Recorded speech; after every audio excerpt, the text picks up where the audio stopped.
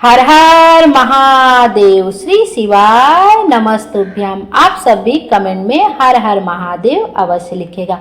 आइए आज के वीडियो में हम देखते हैं सावन शिवरात्रि का व्रत किस दिन रखा जाएगा और पंडित जी सावन शिवरात्रि का अभिषेक किस समय पर कराएंगे और उन्होंने जो सावन शिवरात्रि के लिए क्या क्या सामग्री बताई है वह भी देख लेते हैं। सबसे पहले तो सावन शिवरात्रि का व्रत 23 जुलाई दिन बुधवार को रखा जाएगा और इस बार पंडित जी जो अभिषेक कराएंगे वो 7 बजे से लेकर 8 बजे तक शाम के समय रात्रि में कराएंगे। अब देख लेते हैं पंडित जी ने जो जो सामग्री बताई है सावन शिवरात्रि के लिए वह भी देख लेते हैं और सावन शिवरात्रि पर कौन सा हम उपाय कर सकते हैं जो पंडित जी ने बताया है। सबसे पहले सावन शिवरात्रि के लिए सामग्री में आपको चाहिए 1 लोटा शुद्ध जल। तांबे के पात्र में आपको 1 लोटा शुद्ध जल चाहिए और आपको 1-2 लोटा जल और अलग से भी रख लेना चाहिए। कभी आचमन के लिए काम लगता है या जितनी देर तक पंडित जी अभिषेक करते हैं उतनी देर तक यदि हमें करना हो तो और जल का काम लगता रहता है, तो आप एक्स्ट्रा भी जल रखे रहिएगा। गेहूं के आपको 21 दाने चाहिए वंश वृद्धि के लिए। गिन के आप 21 दाने गेहूं के रख लीजिए। आप क्या कर सकते हैं, चाहे तो आप जो दियाली आती है, जो दीपक आता है जिसमें हम लोग मिट्टी का दीपक आता है, दीपक प्रज्वलित करते हैं, उस थाली में उस दीपक को आप रख के सजा सकते हैं सब कुछ अलग अलग करके कि जब आपकी पूजा स्टार्ट हो तब आपको कोई दिक्कत ना हो, आपको सारी सामग्री तुरंत के तुरंत मिल जाए। और आपको पार्थिव शिवलिंग भी पहले से तैयार करके रखना चाहिए, पंडित जी ने बताया है, क्योंकि जब वो पूजा शुरू करते हैं आप उस समय जब पार्थिव शिवलिंग बनाने जाएंगे तो बहुत हड़बड़ी हो जाएगी, फिर कोई भी पूजा सही से नहीं हो पाती है, फिर हमें लगता है कि हमारा ये छूट गया पूजन में, वो छूट गया। तो पार्थिव शिवलिंग पहले से बनाकर तैयार रखिए और सामग्री भी पहले से सब तैयार करके रखिए। तो आप क्या करते हैं, एक थाली में चाहें तो आप छोटी छोटी प्लेट में भी करके रख सकते हैं या छोटी छोटी जो दियाली आती है उसमें भी करके रखें, तो आपको सब कुछ आराम से मिल जाएगा।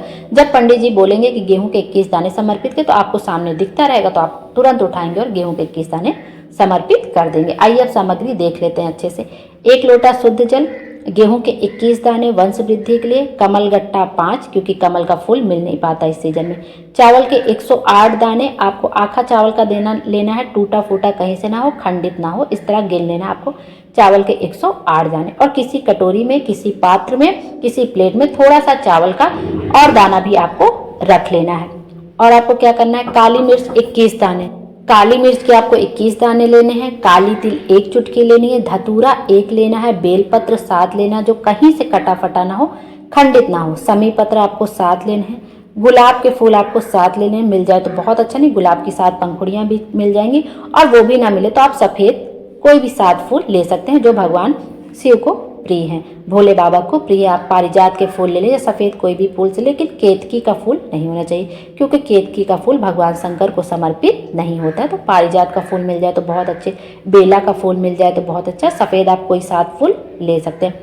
गोल सुपारी लेनी है, पूजन वाली जो गोल सुपारी आती 3 लेनी है आपको, एक गणेश जी बनाने हैं, एक गौरा जी बनानी है और एक सुपारी आपको संकल्प ली, और 11 या 21 कुछ रुपए आपको दक्षिणा के लिए लेना है, और 11 या 21 जितना भी आपके सक्षम हो आप उतना पैसा अपने पास रखे रहिए संकल्प वगैरह लेने के लिए। तो एक जो गोल सुपारी होगी, एक का गणेश जी बनेंगे उसमें मौली वगैरह पहले से बांध लीजिए, एक गौरा जी बनेंगे उसमें भी आप मौली वगैरह पहले से बांध लीजिए, क्योंकि उतनी समय जब बांधते हैं तो हम लोग उतनी हड़बड़ी में काम नहीं कर पाते, तो पहले से हमें सारी तैयारी कर लेनी चाहिए। एक गणेश जी, एक गौरा जी के लिए सुपारी होगी, एक संकल्प लियो, जनेऊ का 2 जोड़ा ले लीजिए, जो सफ़ेद कलर का जनेऊ का 2 जोड़ा है वो 2 जोड़ा ले लीजिए, देसी घी का 2 दिया ले लीजिए, एक दिया आपका अखंड जलता रहेगा अभिषेक तक, और दूसरा आरती उतारने के लिए। फल 5 ले लीजिए, जो भी मौसमी फल हो आप वो 5 ले सकते हैं, केला है, पपीता है, अनार है, सेब है, जो भी आपको लेना, 5 अलग अलग तरह के फल ले सकते हैं या 5 आप एक ही तरह के फल ले सकते हैं। मिठाई प्रसाद आप चाहें तो घर में भी कुछ बना सकते हैं या आप बाहर से लाना चाहें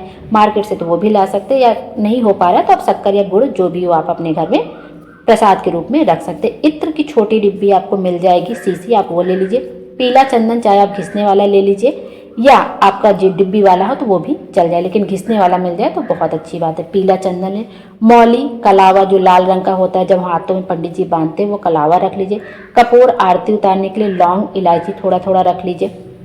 पंचामृत बना के रख लीजिए, पंचामृत थोड़ी सी कटोरी में आप बना के, उसमें करना क्या आपको कि दूध, दही, घी, शक्कर, शहद और थोड़ा सा गंगा जल डाल के मिला के कुछ मेवा वगैरह मिला दीजिए, आपका पंचामृत तैयार हो जाएगा। और थोड़ा दूध, दही, घी, शक्कर, शहद ये सब आप अलग से भी रख लीजिए अभिषेक करने, जैसे दूध से अभिषेक करेंगे तो दूध से करिए, फिर आप शुद्ध जल से उसको हटा दीजिए, फिर दही डालिए, फिर शुद्ध जल से उसको हटा दीजिए, फिर घी डालिए, फिर जल डालिए, फिर शक्कर, फिर जल, फिर शहद, फिर जल, ऐसे डाल के अभिषेक कर देंगे जब पंडित जी जैसा जैसा बताएंगे।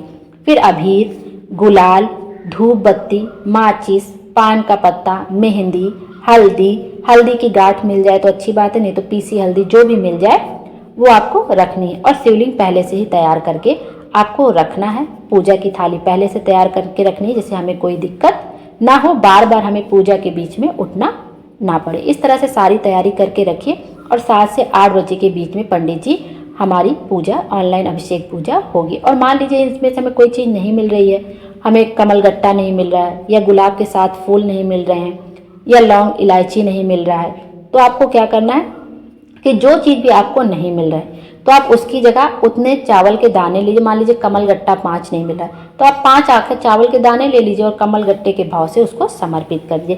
पंडित जी ने बताया कि किसी भी चीज़ के लिए परेशान नहीं होना है, जो भी हमें जैसे भी मिल जाए हमें लेना है और सच्चे भाव से पूजन करना है।